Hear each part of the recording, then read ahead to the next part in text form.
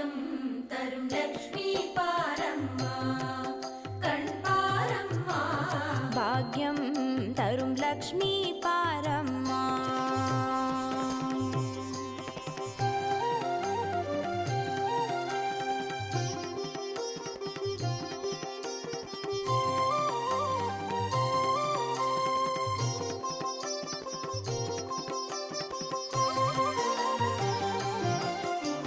தாமரை மலரில் அமர்ந்த என் தாயே